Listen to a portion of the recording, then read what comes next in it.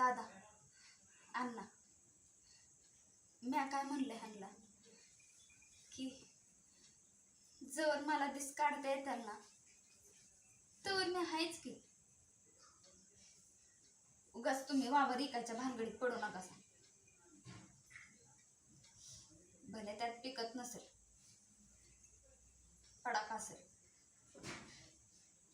पर आपली काळी आहे ती, तिला इकायचा विचार करायचा नाही.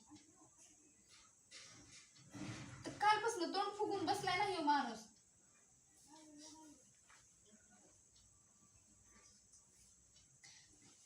मी काय म्हणते तुम्ही समजे ऐका. उद्या जर ह्या आजारापायी माझ्या जीवाचं काही बरं वाईट झालं म्हणजे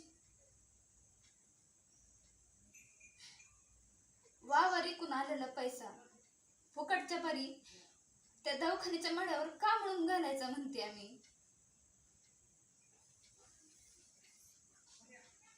म्हणजे माणूस बी जाणार, पैसा बी आणि वावर बी.